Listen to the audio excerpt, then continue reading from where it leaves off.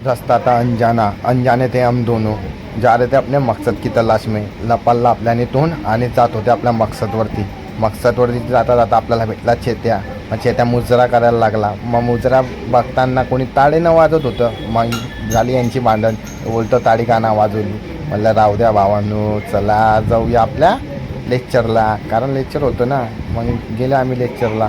Lecture रूममध्ये आलो इथं पोरांना डिझेल मेकॅनिकलचा अल्फा आणि ग्रामा शिकवत होते. म्हणलं जाऊ द्या भावनो, कशाला शिकतात. तर सगळ्यांना घेऊन मी बाहेर आलो. मग बाहेर आल्यानंतर आपण गेलो डायरेक्ट आपल्या सेक्शनला.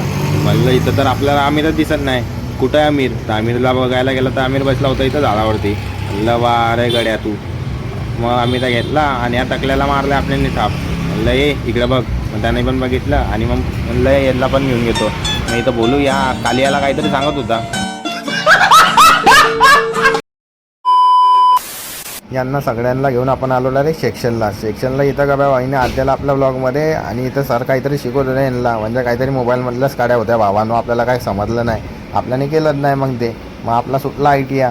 मग ITR सुटल्यानंतर म्हणलं चला भावांनो जाऊ आता घरी आल्यानंतर आपला तो नेहमीसारखा प्रवास. संध्याकाळी उचलला म्हटला आणि गेलो आपल्या जिमला. म्हणलं आणि हे दळण पण द्यायचं होतं, तर दळण तिथं ठेवलं आपल्याने आणि आलो आपण आपल्या जिममध्ये. म्हणलं आज जाऊ दे, काय सेला डावू तुम्हाला आज पण सेट तर काय डावला नाही. तर चला भावांनो आजच्या ब्लॉगमध्ये एवढंच. भेटूया पुढच्या ब्लॉगमध्ये. लाईक करा.